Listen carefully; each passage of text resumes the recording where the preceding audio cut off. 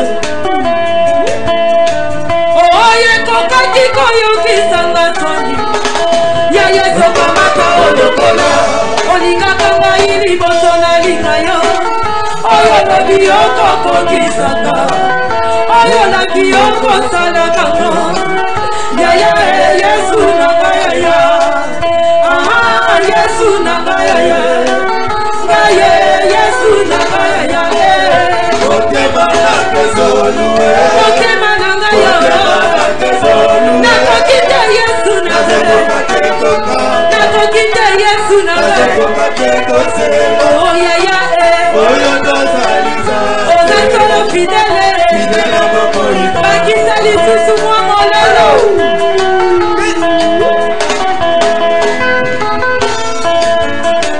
Yo tonga bule kanga maya monana. O Israele na yedima. Ozali nzamba mokolo mokote. Yo kobika kalelo lobi libela. Yango ngala bangate. Ngala lengate. Yesu azali mokozi. Ah Yesu nanga ya. Ngaye Yesu nanga ya. Otema nanga zoluwe. Otema nanga ya. Otema nanga zoluwe. Nazokoka teko kanga. Ngaye. Nazokoka teko se. Oh ya ya. Oyo tazaliza. Silela momo ika.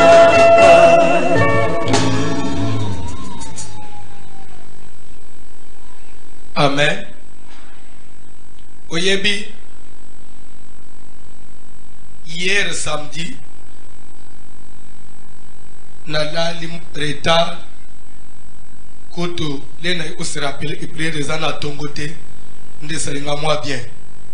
Parce que tout ce qui n'a, papa Ové, papa Eli, papa Jansi, je crois juste que n'a qu'un côté que papa Eli et pas naïe, je crois, na 20 minuit moins. N'a tiki et pas naïe, na zongi. Na lali, na lamuki 9h. Tout ce qui n'a rendez-vous, faut que mana papa lidor. Na lumina pota douche, na sentir et simbité, na forcer. J'ai le mot que zongi singa na mbet. Na lali. Je crois que c'était Dieu qui voulait me parler. Parce que les gens ont signé ce message, les gens ont papa Lidor à Zosé. J'ai à peu près 40 minutes à Yapongi. Dans l'autre, tous en Mukolo Alelo, maintenant, j'avais une prédication que j'avais préparée par rapport à ça. Et je me vois en train de prêcher sur autre chose. Un des messages n'a côté Alelo. Et pas seulement on m'a donné le thème et même les versets. J'ai donné même les versets. Et dans l'amouki, j'ai retenu le verset et j'ai retenu le thème et tout ce que j'avais dit. Qu'est-ce que Dieu veut m'enseigner? Et directement, il nous va me dire des messages à semaine. C'est ce que je te donne. Donc, comprendre pourquoi je devais rentrer au lit. Je l'ai dit, mais sur la Bible, devant Dieu. Ce que je vais te dire. C'est le message que Dieu m'a donné. Et des versets. Nangamukuna lengi. C'est quoi au juste? Tellement batanga Bible.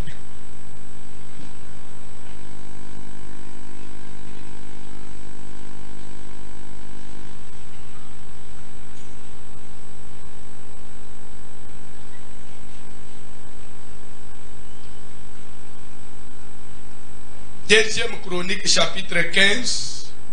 Tu vas lire verset 7. Tu peux gagner temps s'il vous plaît. 2 Chroniques 15, tu vas lire verset 7. Papa Dieu nous toque. Vous donc, Bino Lokola, fortifiez-vous. Bomikembisa. Je pensais que tu allais dire Amen. Fortifiez-vous. Et ne laissez pas vos mains s'affaiblir.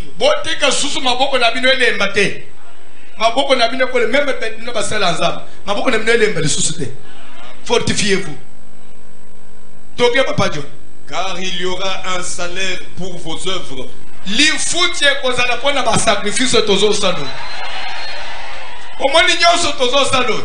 il y aura un salaire pour ça.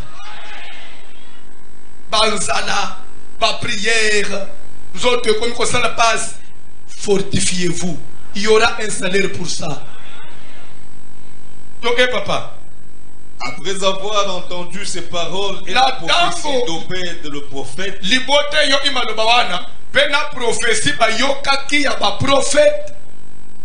Asa se fortifia et fit disparaître les abominations de tout le pays de Juda.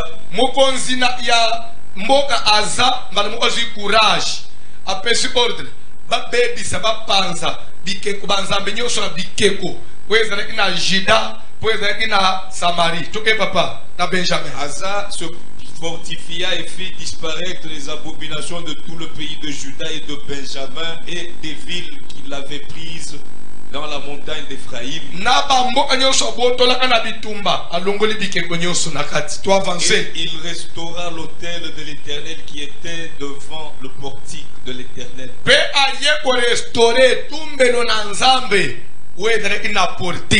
Parce que entre le portique et l'autel. On restaure l'autel qu'après avoir arrangé avec Dieu. Si maintenant on est là, à chaque fois, maintenant c'était le temps de restaurer l'autel. Toi avancez. Il rassembla tout Juda et Benjamin. Et ceux d'Ephraïm, de Manassé et de Siméon, car un grand nombre de gens d'Israël se joignirent à lui lorsqu'ils virent que l'Éternel, son Dieu, était avec lui.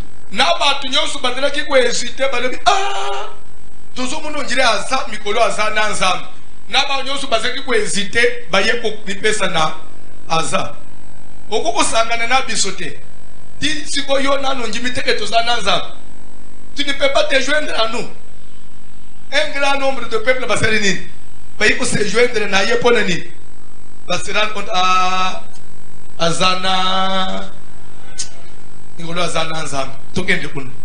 Ils s'assemblèrent à Jérusalem le 3e mois de la 15e année du règne d'Asa. Ce jour-là, ils sacrifièrent à l'Éternel sur le butin qu'ils avaient amené 700 bœufs et 7000 brebis. Ils prirent l'engagement de chercher l'Éternel, le Dieu de leur père, de tout leur cœur et de toute leur âme. En tout cas, na pointe tokozombe simate biso tokoluka nzambe na motema mobimba pe na amana mikolo etikala tokoluka su nzambe makasi. Et quiconque ne chercherait pas l'Éternel, le Dieu d'Israël, devait être mis à mort, petit ou grand,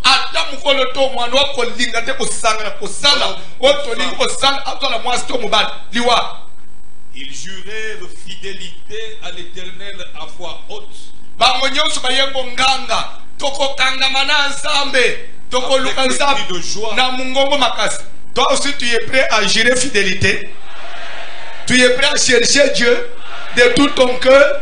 Tu es prêt à t'attacher au Seigneur. Si tu es d'accord, tu peux aussi jurer fidélité. Dis seulement fidélité. Fidélité à l'Éternel. Fidélité à l'Éternel. Fidélité à l'Éternel. Toko sambelanga bike côté. Toko kenda ni à gauche ni à droite. Biso vina biso epa na Yesu. Ozana internet. Tu peux jurer fidélité à l'Éternel. Fidélité à l'Éternel. Dois avancer, Papa John. Ils jurèrent fidélité à l'Éternel à voix haute, avec des cris de joie et au son des trompettes et des corps. Fidélité à l'Éternel. Fidélité à l'Éternel. Instrument, Seigneur. Drum Zawak.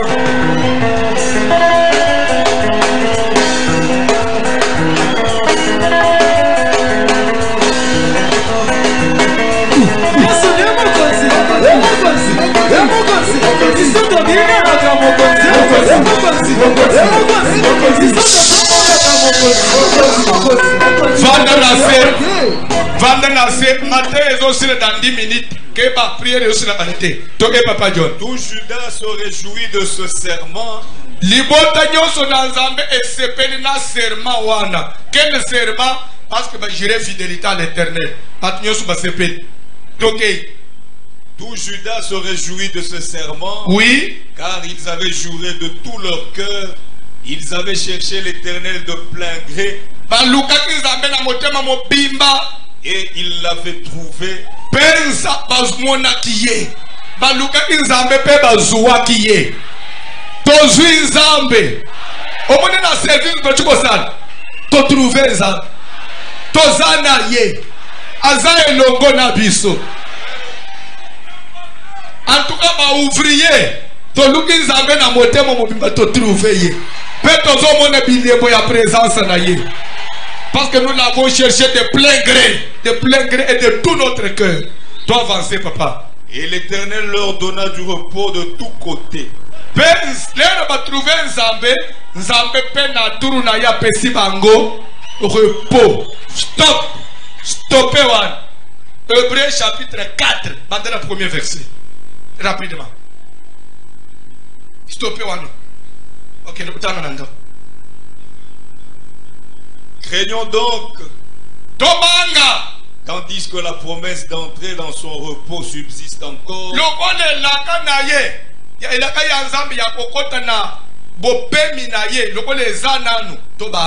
Parce que promesse ya kokota na bopemi nanu esilité. Tobanga. La promesse d'entrer dans son message nangai. Eza ko s'intituler le repos de Dieu. Des messages zamba pesinga. Le repos de Dieu. Comme pour dire que nzambe na repos oya kotisa abantu. Bana na ye. Donc ndengo ye l'église boy. Luki nzambe pe apemisio. Papa opemi. Ezalaka na Bible. Nzambe apemisa ka mutu. Repos ya liwate. Repos ya vie éternelle te sur la terre. Quand on a beau mot au pays. Voulez-vous me dire que moi na classe ou à classe dans la moisson mobile dans l'humanité dans l'université partout vu autre en anglais to bande ko tang na suki muto sa 6 classe eza na kimia repo eza ndengemo we bite ko 6 classe eza repo ko mi ko la de mo za l'aise woni ko bisanga ke mwasio ya zana nu pobota azome mabazemi azobota na mwasio asisi ko bota pemi bazana na via ndengemo we bite ko 6 pobota eza repo Babylon wana ya lere moko soyi kende kilo balobi ke papa mwana sana position ya bien te eza étape ya vie le kaka osilisipe ko boto salini net yo mutu na no botite étape wana ezela yo ezela ato fanyi ngo fanjwa eza na musala moko ezela yo ko membaze 9 mois oboti ubandi mususu webite nini ezelo ba césarienne ba nini uyebite non na lobi te uyebite nini bazokana mais nyonso wana eza musala mais esilaka olingo ebisanga ke muto ya zo futele na muto asomba lupango bazana repo ndenge moko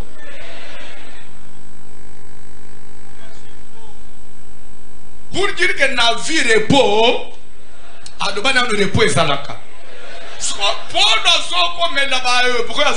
Craignons donc, tandis que la promesse, Papa John, d'entrer dans le repos de Dieu, comme cette promesse subsiste encore, nous qui attendons la promesse, craignons, de peur que tu perdras. Parce que nous devons aussi par moment entrer dans le repos du Seigneur. Cette promesse-là, pour que les mêlés, elle subsiste encore. Craignez. Parce que la promesse, elle est là. Il faut que notre église ici, à un certain moment, rentre aussi dans le repos. Donc, au côté de repos, craignons donc, tandis que la promesse d'entrer dans son repos subsiste encore, qu'aucun de vous ne paraisse être venu trop tard.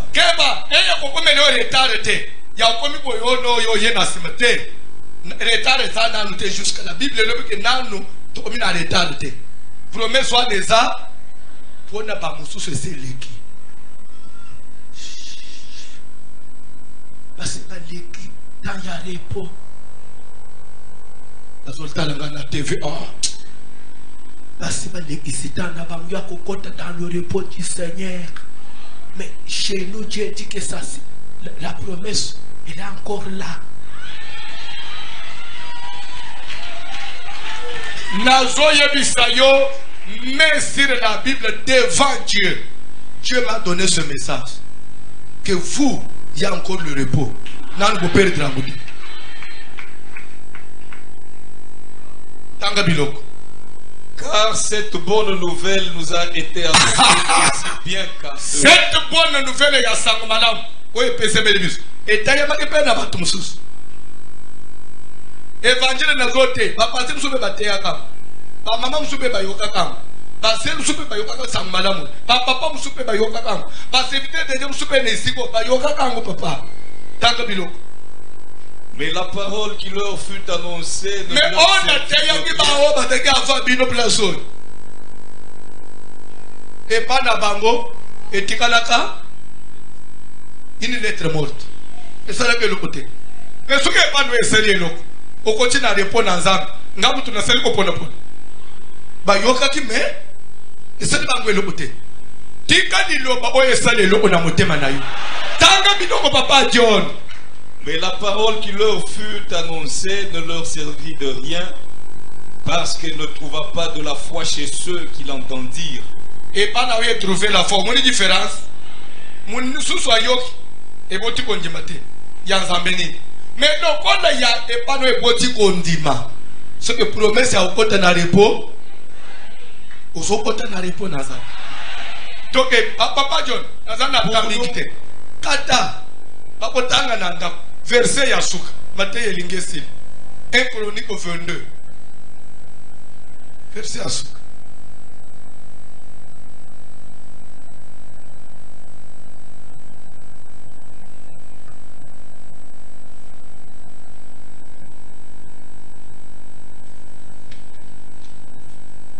C'est là ce verset 22, aux bandana verset 9. 1 Chronique 22 verset 9. Toujours il tape matin nanga le sukelwa na kangina Bible nanga. Voici tala il te naîtra un fils okobota mwana ya mobali qui sera un homme de repos. Qui sera un homme de repos. Il y a une différence en français. Un homme de paix et un homme de repos. Et en français, il y a que c'est makas. Paix et en kimia. Mais repos est à Kimiate. Repos est à Bobeni. Dieu n'a pas dit qu'il te naîtra un fils qui sera un homme de paix. Non. Un homme de repos. C'est-à-dire que Okobota Mwana Wana Kozala. C'est-à-dire que le contraire, il y a repos et agitation, bitumba. Donc trouble. Okobota Mwana Oivinaye et Kozala via bitumba te. Via agitation te. Comme pour que si la terre, tu y via bitumba bazalaka. Ba ne pe ya kimia bazalaka. Tikala oza la mwana ya kimia. C'est-à-dire que, étant na bat musus, ko bat problème, ko tank problème, ko kena ko bana, ko bot problème, ko fante na liba problème. Ya yo nyoso na ka base. Zambe si David, yo ko bota mwana mu okozana, ako connaître ba pasi wana te. Ya kozana mwana ya bopemi. Batu ya bopemi bazalaka.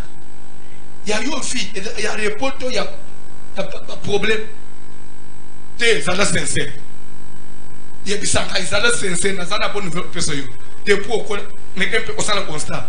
Vino ya repos, tu ya passe ta olé. Zala sincère. Ya passe na yebia. Soko ko sa repos na ngale zo okos. Yo connaît repoter. Ya yo vieta ya passe. Le connaît ya passe. Ndenza me pas zo la kayo repos.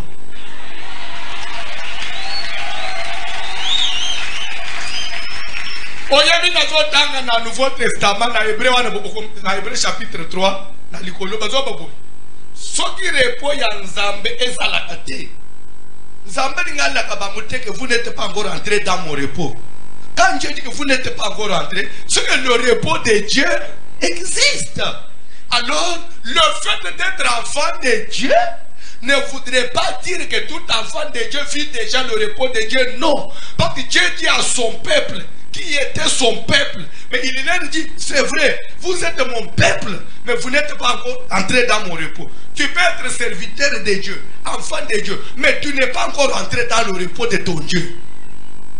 Donc il faut aussi par le moment où tu as semblé le Seigneur, mais na kota ka muntu ya bitumba yanga nyoso kaka kolelate na likipe na kota na repos na yo.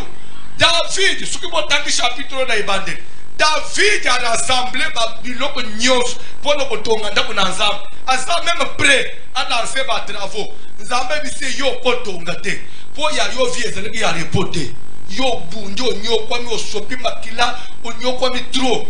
Il pénétrera un fils qui sera un homme de repos. Il y a un otongelanga. C'est que Salomon a David et ça devient que c'est David vit à guerre, Salomon vit à repos. Papa nangai François na kodi na bitumba via bitumba. Bana nangai bana lepeka bana ya bitumba. Et que la kobote pe bana ya repote. Mama uko sambelete. Papa sinyo si yo monde. Le kolwana bana no boso lisus. Nzamba yebisi David, c'est vrai. Je suis comme ça yo bunji ming David. Yo nyo kwa mi trop. Mais il ténétra un fils. Il ténétra une fille qui sera une fille de repos, un homme de repos, un enfant de repos. Le banane, banane de la banane ya repos. Na koki koloba, ngai pasteur François pour bâtir le ministère, na connaître les hauts et les bas, na l'équipe a bitu mebele. Tika suko ba na zamba pesingai. Bino na engendré dans le Seigneur que vous soyez les enfants de repos. Vous n'êtes pas obligé de subir tout ce que moi j'ai subi, non. Vous devez être les enfants de... C'est la promesse. Il ténétra un fils qui sera un homme. Dans le bureau au papa John. Il te naîtra un fils qui sera un homme de repos. Ça veut dire à qui je donnerai du repos en le délivrant de tous ses ennemis d'alentour. À qui moi l'Éternel je donnerai. Et lui donner du repos veut dire je vais le délivrer de tous les ennemis d'alentour.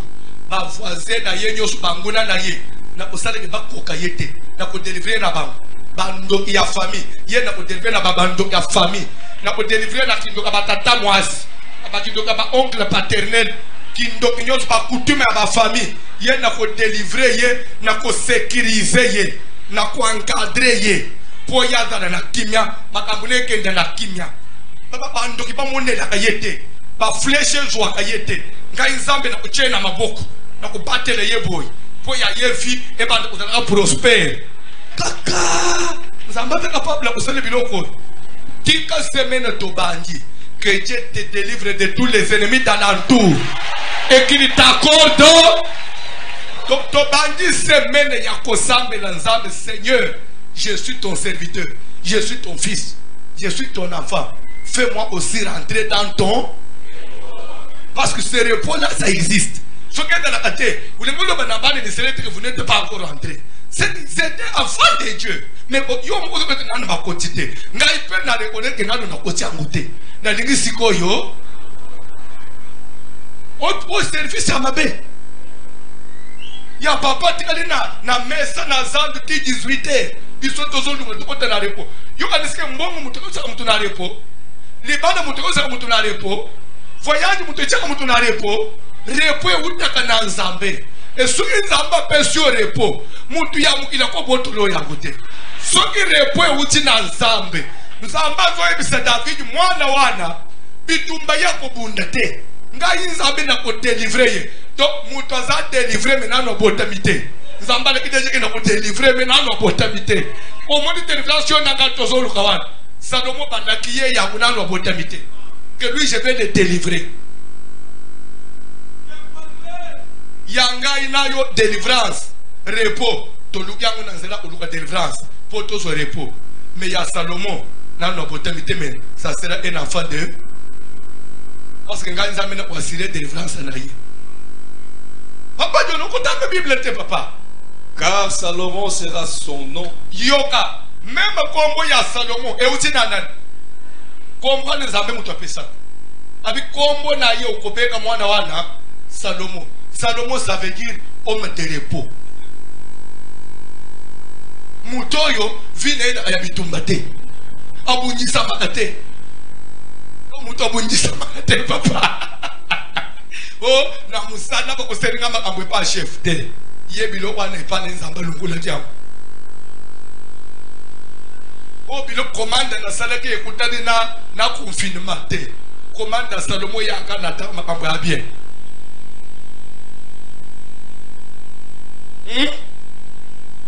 vraiment papa le ce que tu as pas me comprendre ne combat au personnel mais si quoi eza bien comprendre mais côté moko moi na combat 1000 femmes conséquence na munde 1000 femmes moi na wana il faut me attendre ici chaque jour papa John autant que Bible te je n'ai rien dit s'il vous plaît car Salomon sera son nom. Salomon. Et je ferai venir sur Israël la paix et la tranquillité pendant sa vie. Bandela, je ferai venir, moi Dieu, je ferai venir sur Israël la paix et la tranquillité. Oyoki le repos c'est la paix, le repos c'est la tranquillité. Pendant tout temps, vie na yemobim, il serait pas dans la kimia. Et quand on Rwanda tomboki. Oh Burundi attaqué. Oh agression ya banir 2. N'a pas voisin qui vient à Kim. Tu ne peux pas construire sans le repos, sans la paix.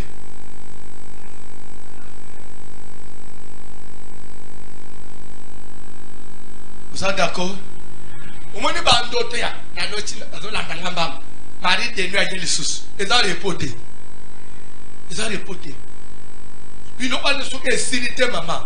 Ils ont les hommes au sein de la vie. Nous devons sauter que délivrance c'est Silac. Et Silac. Marie de nuit à Silac. Femme de nuit à Silac.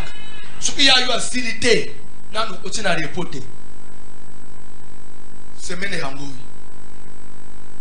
Tous au band, service. Donc, tous en la journée, il y a colis, il y a lobby à lundi. Lundi à minuit, lundi à 23h. 59 to bandigel. Église mobile. Mercredi toute la journée on est ici.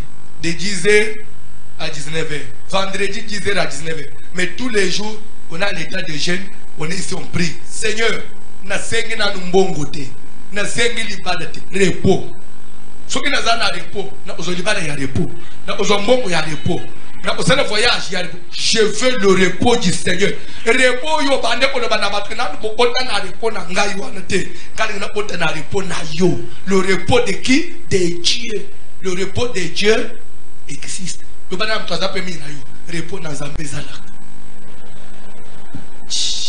Au moins même ministère ya un homme de Dieu. Et qu'on est à repos. Donc on me peine à niveau yake. Ezatero attend mutoto mboki à se rebeller. Ils ont bougé l'église. Ce que le ministère va connaître. Tu ne peux pas chercher à troubler mon ministère pendant que mon ministère a déjà connu le repos. Parce que mon ministère est déjà dans le repos. Tout ce que toi tu feras, ça sera sans effet sur l'église. Et au contraire, mon toco s'est cassé Zayou.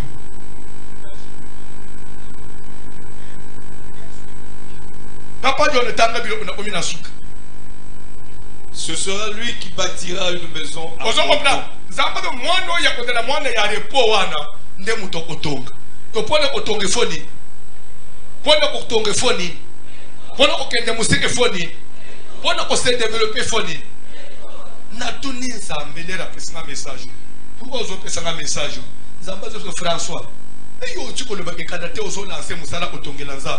Mais au kotongela nzambe na bato bazana tout le temps bitumba mbongo ebungi e makambo esimbite baluka repo bazala stable botongelanga tala message za matisa bakota na repo ba se stabiliser na sima o lancer kotongela nzambe omoni même misala na yo il faut que ça stable c'est ça le repos Ouf qu'il peut boyer, mais fort de mes aux autres. Même si c'est quelque chose. On n'est pas tonja. On n'est pas tonja qui est banda. Toké il faut ça la sensibilisation de porte à porte. Toké n'a pas oublié. Moi communiquer mon cas na RTVH. Na on a spécial. Bato baye. C'est que tout ce qui est à niveau anaya. Ba maman n'a pas traité dans cela. Boya na kalembelembe. Mutu na biso. Papa na biso basilo mbilu na mona na ba pasteur mususu. Kambwa kala. Yo zo mona na bato bazoya kopesa nga ba track. Nga ivoisilo bazoyo séminaire ze pa na biso. Ateli ba na biso Kambwa. Jamba ya Angola bozo mele botik parce que ça amakasi koleka ya Congo. D'abord, il faut que vous ayez critique à quand. Si vous avez fait ça, vous avez fait ça. Vous avez fait rappeler que vous avez fait ça bien. Tellement de matin ici. Oh, nous avons un moisson. Vous avez porte dans la Gawan. Vous avez fait ça une invitation dans le séminaire.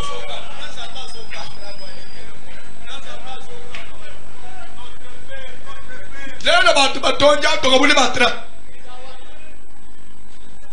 même si c'est quelque chose, même si on a tout ça en fait de jours, on pour passer la pensée qui va panneau partout.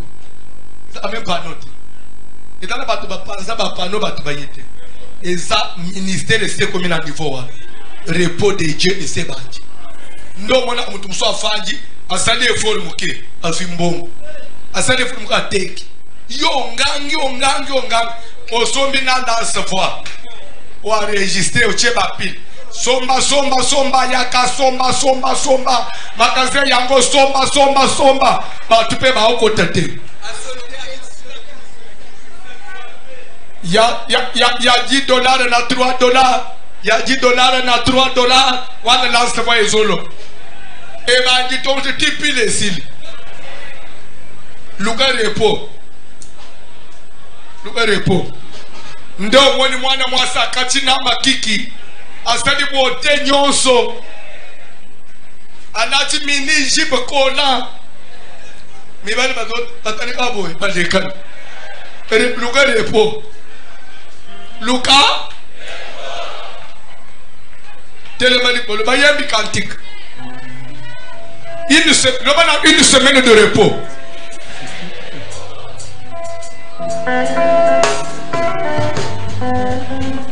Kumama kola Yesu kumama kola Nazambe kumama kola Yesu kumama kola Nazambe kumama yawe nangayo kola Yesu kumama kola Nazambe toto malio Yesu na mwana Yesu kumama siokembo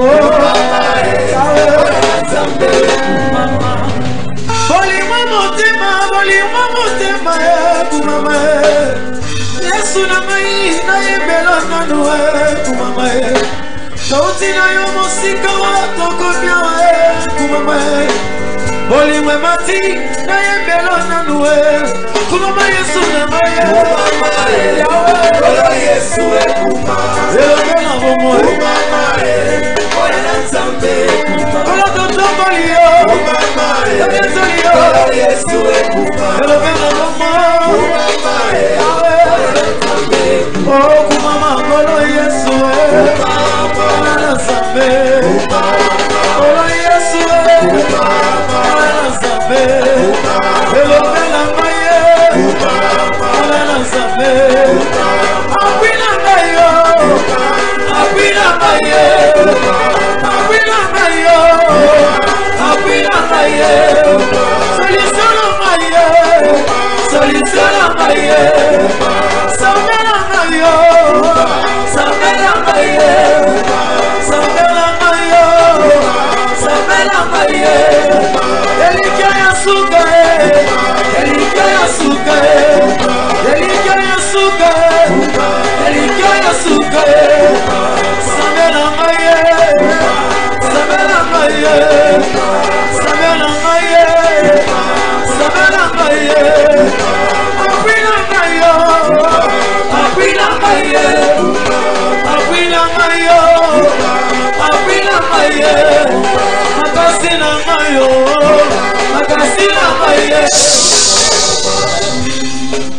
omoni ndenga tokomiti lelo le kantier ti lelo le nefu yona no futi ndakwa batu te wana toba ndakwa batu vraiment makambo ndakwa batu ezana batu bayebisu bilo ndakwa batu te sadi omoni na etenyi wana basiba otana donc vie na ba étape ko anisa teke vie ozo mene wana nde vie ezana ba étape ti kanzamba me mo pe étape msusu mutu ozo de transport na kwe mvule zoya na mutu azana ati amutuka baza batu bibale bakokandi na zolo baboy todo tambula na bino na butu ti ereke couvre feu bandi ne biseki bino ni na koteka bino na bando bobanga te ulu na bangisi bino bokolala na église leto sena na kena tiki na ngaba na kena tiki mususu na kimbuta lero tozo koma na babariere ezaka na beti minda na kitsi boy ofungule barriere te vitre kaka izo itaka muke batongole barriere sadi ozayo moko ulaliwan sadi eza étape ya vie eza étape ya vie suki na no komi wana to komite kokanisa te ko tele ma place ozo no zo muno nge ekoki ya katoluka nzambo ozo sala mapeka yo ko sala mapeka yo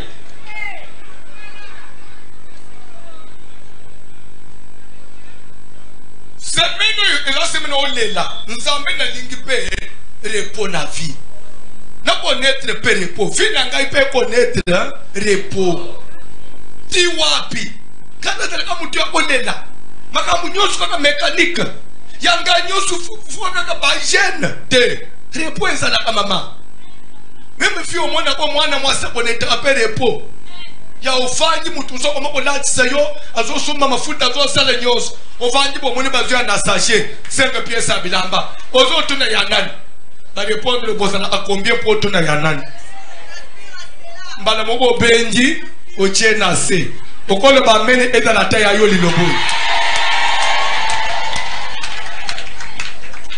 donc soki ba yena sachet ya bilamba ba bwa inase ataba lobi lilobate oyebi kaka keza ya yo ozu ambala mo okotsi na shamba oli kwebisa ka eza ndenga mo na mwana mwasa azoteka maki pwalata azokalinga maki na tongo loba repos ozo stade prière Seigneur je fais entrer dans ton na commerce na ngai na otana repos na ba étude ya bana na ngai ba otana repos bana ba sisa pe classe ba pema ka place ya 3 ans yo so sala 7 ans yomo bana na yo vraiment ka gradué ça 7 ans septena vraiment na reprendre les sous en oi na reprendre les sous sambe la zamba peso mailo otana repos classe da obeti 5 ans papa pe licence ici ufanji pe makambo ici Zambelo link ozo sa le prière de l'eau ozo sa le prière pasteur déception moyenne soko bani makamba déception ko le bangulu sus kabo de so pe seleni papa nako banda pasteur nanga nako banda nako mina kincha sawa nako mitina kitambo mutakotele misanga zate mutu asa bana asuna tina batele misayete kote wana sazwela nini repos yango komi longi gentil yo mo unzelenzele longi gentil ka yo mo unzelenzele ko seka pamba onaza na gentil repos lo ba repos frère il a déposé ma demande d'emploi frère a déposé l'honneur et mes choix de venir auprès de votre autre personnalité tina la police yo civil a quelque demande d'emploi dans la police na conteneur à la police tina maleo ozoti ka demande na maleo pa mama maleo nyonso bazo répondre ngai te repos no be repos faut ça la prière Seigneur je vais rentrer dans ton s'embêter na bonne de Jésus ça la prier.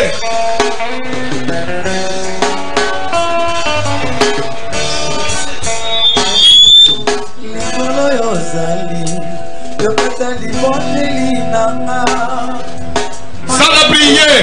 Ça va continuer à répondre à ye. Yozo pota na répondre 2021. Ozo connaître répondre ensemble. Na vie na yo. Faut connaître peut répondre na bana. Ndako no peut stable. Baba kelele bitumbe sila. Esila ka.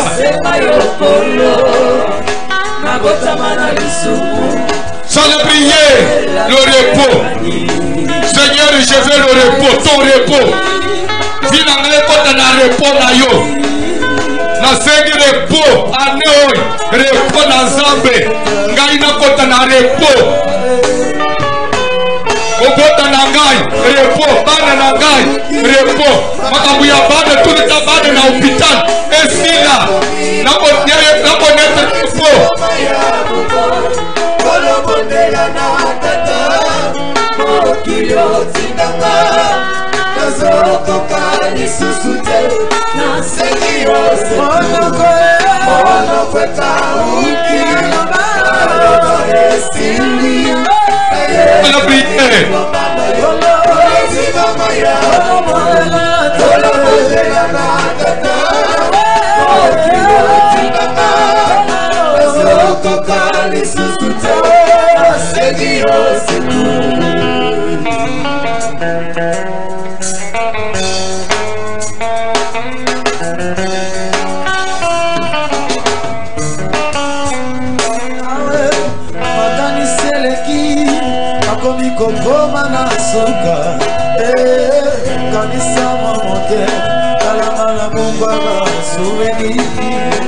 Yoko kutanga na momisala ya moke asina mabanzo motema eponika kayo makanisi eleki akomi kokoma na suka kanisa moke talama na bunga bashuleni yoko kutanga na momisala ya moke kasina mabanzo motema eponikaka yo kweka uki aloba yosili maboko mibale likolo ya mutu tokome okende na suka maboko mibale likolo ya mutu yebisa nzambe ton corps ici votre santé là doit connaître le repos. Papa obeli trop. Ezape na moment nzoto wa mutu epemaka. Maladi esaleni esil. Maladi na nzoto abanu esaleni. Komena bakisi pe opema. Ka. Yo koma suko kotika na pharmacie baby na kiso yela. Eza nini? Loba na no repos. Ça le prier pour la santé na yo. Ya mobali no ya bana na yo. Papa, quand les mélèmes sont tombés, au nom de Jésus. Tu sens bien la ombre de Jésus. Sans le prier, repos dans le niveau de santé. La santé na yo repos, la santé. Santé na yo. Pas infection et l'équipe. Pas infection et l'équipe. Là, nos beautés, mais pas infection et l'équipe. Alléluia.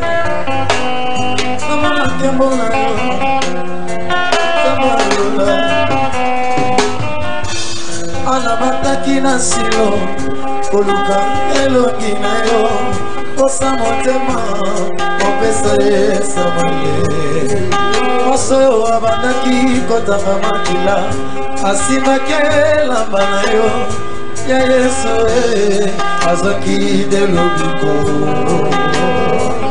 ayo nazobela nakangami na beto pitalo tosamolaka ye bikisanga ye yaya naza na prison ya bablocage ya échec epe humiliation ya réclamation ya libota yaya kambolanga nazalelaki mokili nazwi litomba te bato natelaki motemo bango nde baseki ngai bango nde bafinga babwakanga lokolo elamba ya kala natikali kaka na yo apui na ngai ya suka solution na ngai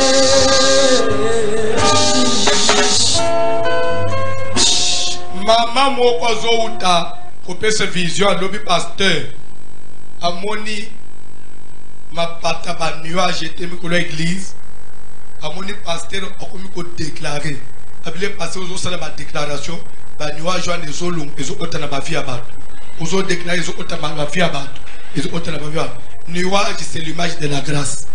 Laisse que cette grâce rentre dans ton corps, dans ta vie. Sois concentré na zone nga place ozali o simbo frande na yo na luboko oyo memba ki pona lelo oyo sangati enveloppe ozo ijurana ndio frande lelo te simbo frande na luboko amobali. Je vais parler nuage ekota na vie na yo nuage ya lelo za ya repos ndi melanga ozo connaître repos suki ba ya no babala mabana bazo repos te yo ozo bala libala ya repos. Naomi dit que Dieu vous fasse trouver à chacune le repos dans la maison des maris. Le repos, très nécessaire dans la vie. Ozo musala mo ya repos. Musala pesa repos.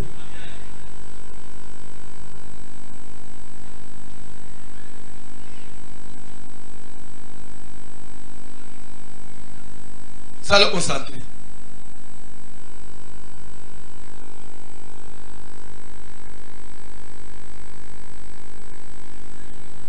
Papa lui doit relire tout comme à niveau ya Saint-Luc na Itam.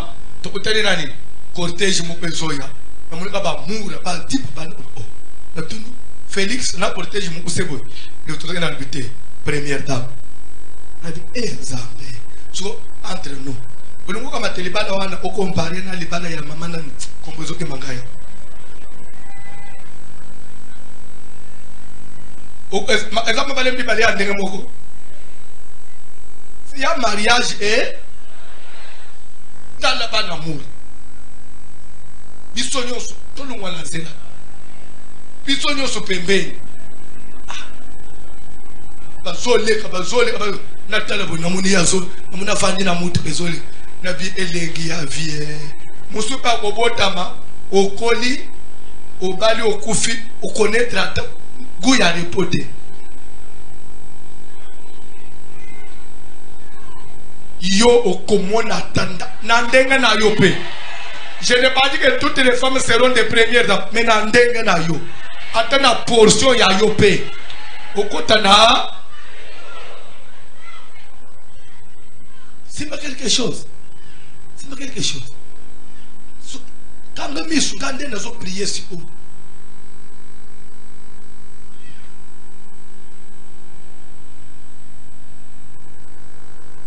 nani afanye nase ozo misala mabe pona ni ate yomo boni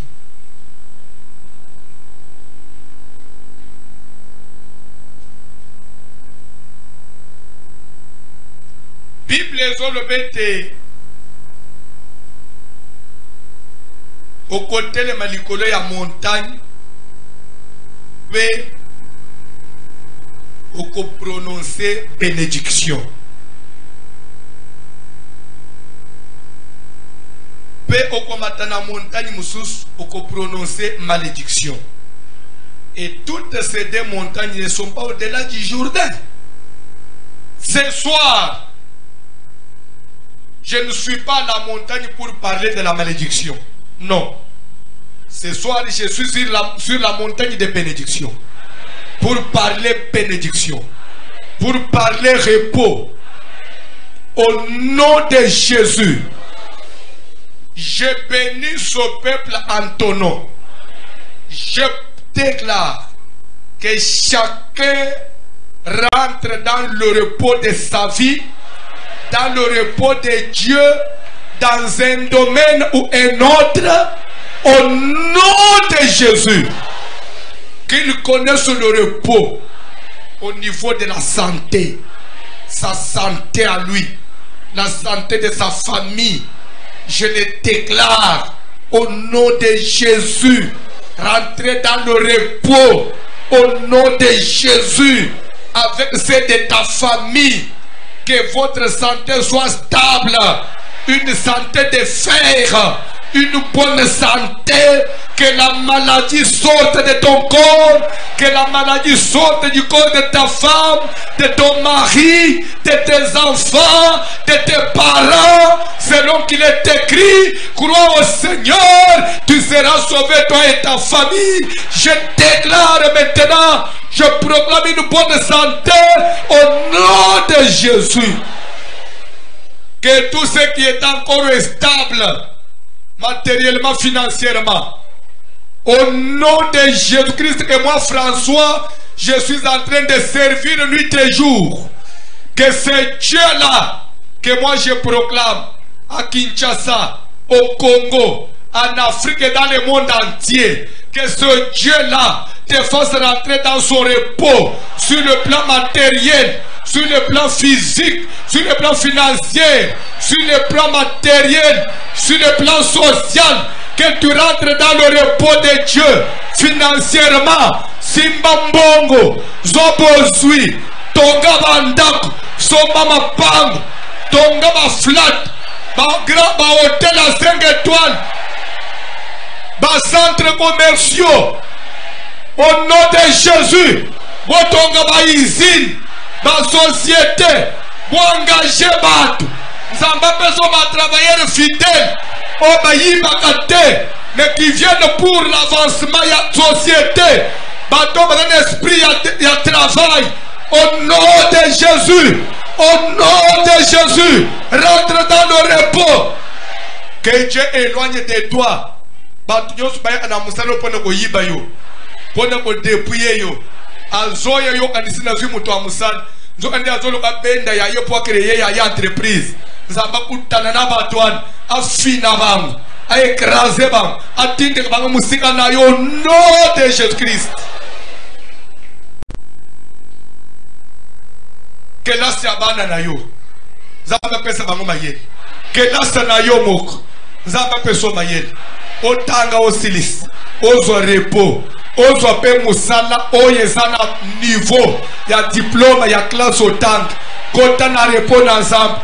Nzamba fungula baporte, chômage sila na kelebele, chômage sila mabazola ndangai, chômage sila bisikoda na poto, chômage sila partout, chômage sila na Congo, la société fungwama, entreprise fungwama, bénédiction na Nzambe sopana, na kombo na Jésus, bozo misala ya malonga, mafuta ya Nzambe, efuluka likolo na yo, efuluka likolo na yo.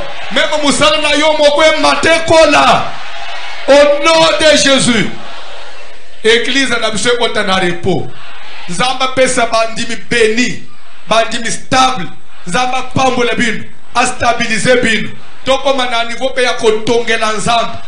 Ndako ezali digne ya kombo na ye.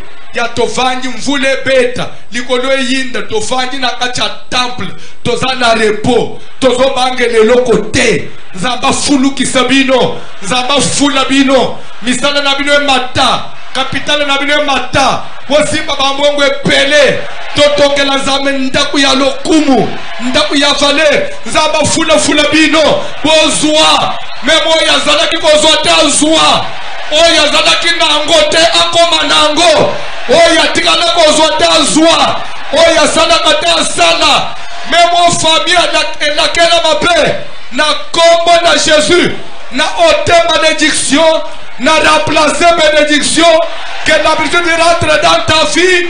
Sois béni de Dieu, sois béni de Dieu, de la part de Dieu, de la bénédiction du haut là-bas au ciel et d'en bas sur la terre. Soyez bénis à l'entrée, soyez bénis à l'arrivée, soyez bénis à la sortie, soyez bénis dans la campagne, soyez bénis dans la ville.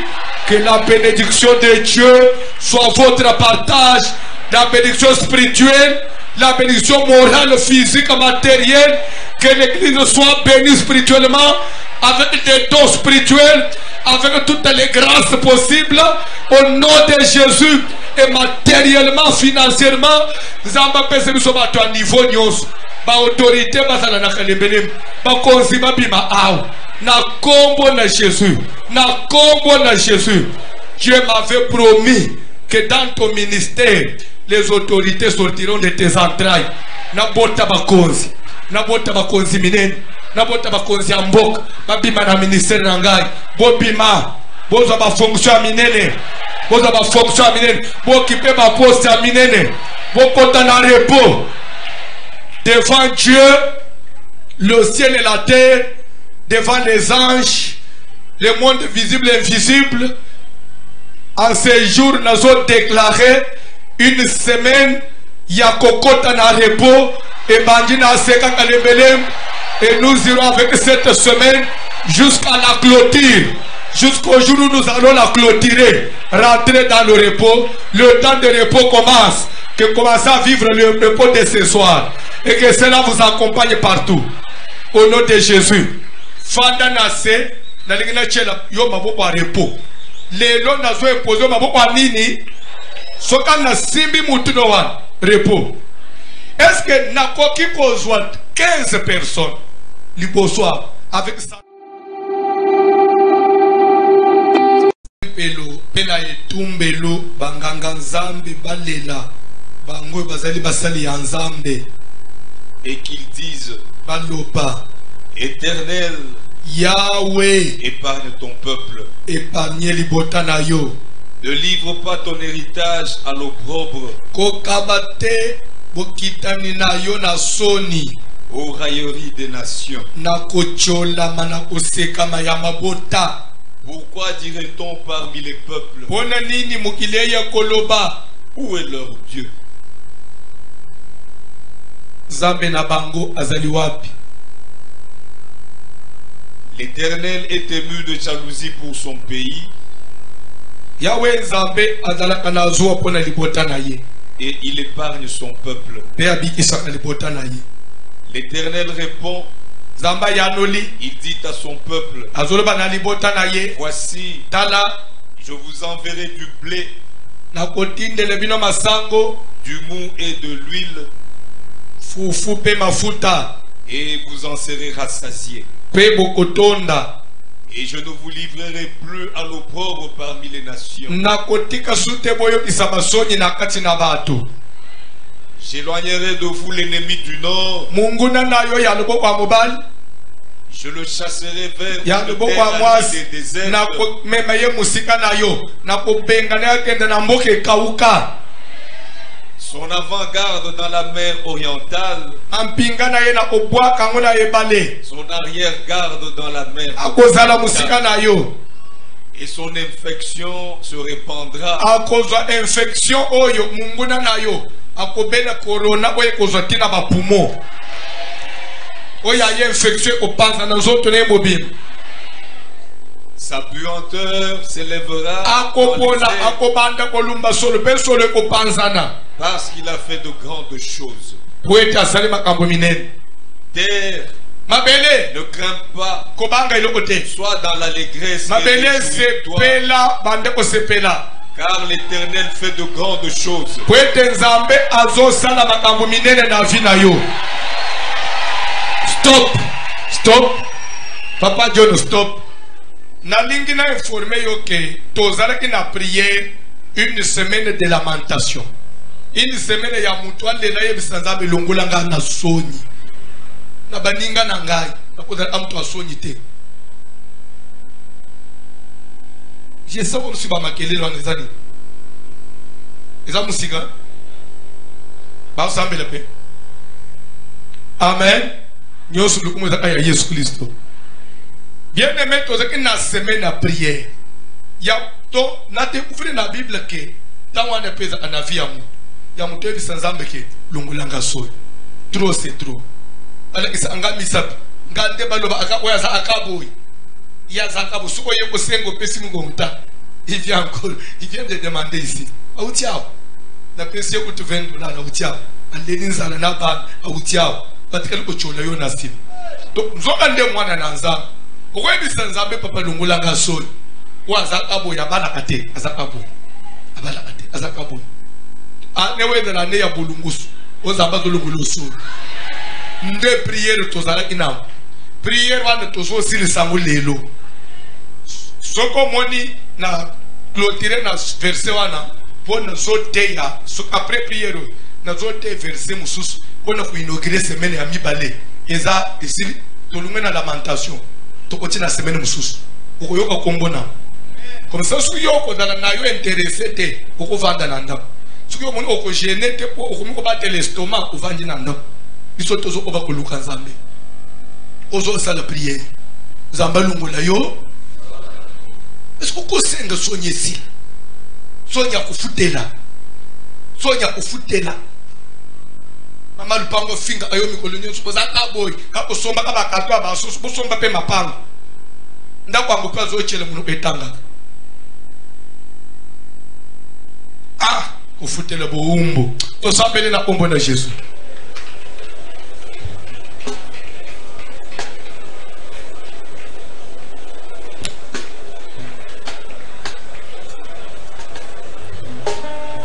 Sans la prière, Zambela.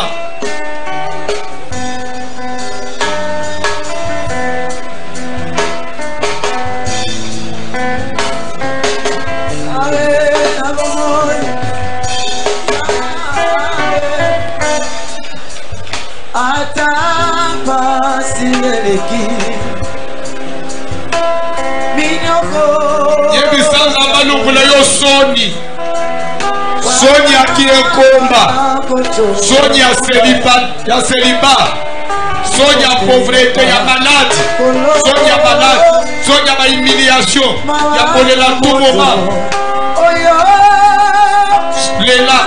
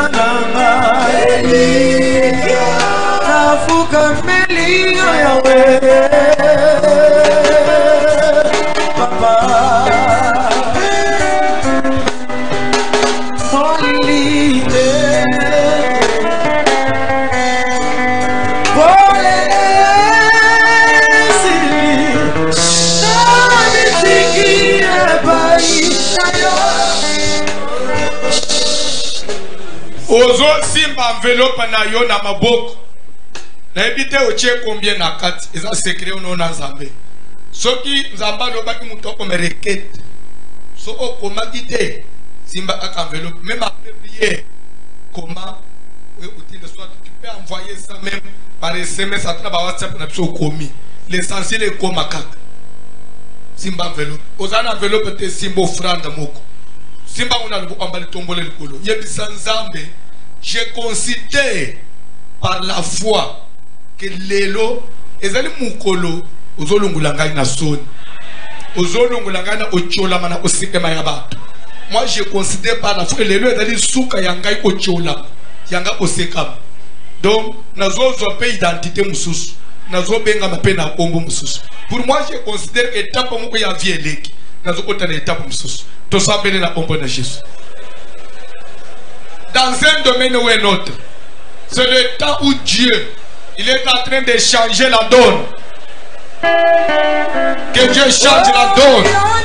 Que les choses changent dans ma vie.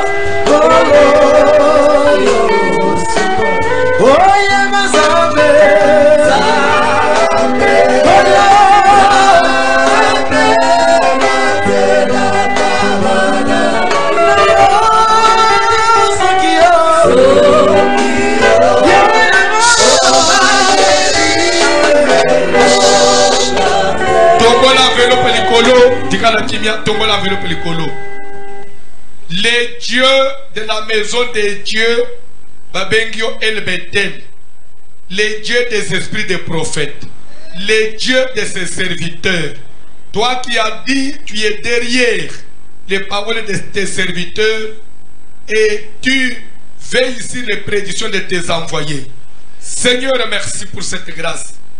Oui, tu as dit dans ta parole qu'entre les portiques et l'autel pleurent les sacrificateurs, serviteurs de l'Éternel, et qu'ils disent, Éternel, épargne ton peuple. Chose qui a été faite à Kalimbenem.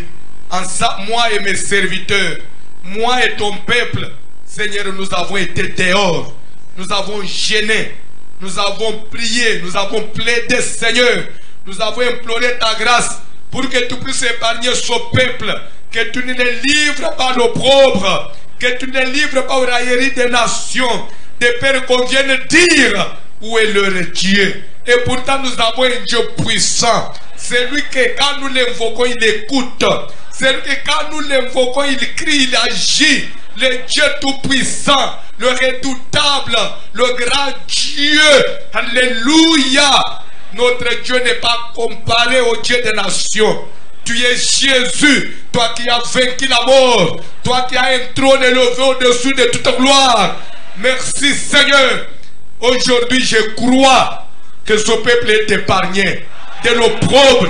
Aujourd'hui je crois que tu ne livreras plus ce peuple aux railleries des nations. Aujourd'hui je crois et j'accepte qu'on n'aura plus lieu de dire où est leur Dieu, qu'on ne leur demandera jamais où est leur Dieu, parce que leur Dieu est présent, leur Dieu est puissant, notre Dieu est au rendez-vous, notre Dieu agit, notre Dieu guérit, notre Dieu sauve, notre Dieu bénit, notre Dieu délivre. Le Dieu à nous, il élève, il est capable de prendre un indigent et de le faire asseoir avec des grands.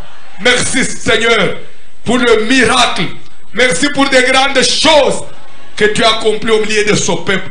Merci pour avoir exaucé notre prière. Merci pour les larmes que tu as essuyées. Merci pour les grands témoignages que nous allons commencer à écouter après cette étape. Oui, c'est le moment des témoignages qui vient. C'est l'étape maintenant des grands témoignages. Merci parce que tu es Dieu. Merci pour tout ce que tu as fait. Et j'ai dit ensemble avec tout le monde, Amen. Est-ce que tu peux acclamer pour Dieu?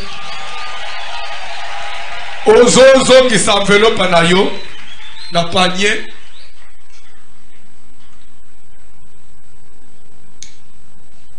Keba enveloppe une approche à mout. Nous avons des aïe à $200. Et quoi une approche à mout, nous gloire à Dieu. Sonia enveloppe quoi une approche à mout, nous gloire à Dieu. Toba Kazambe.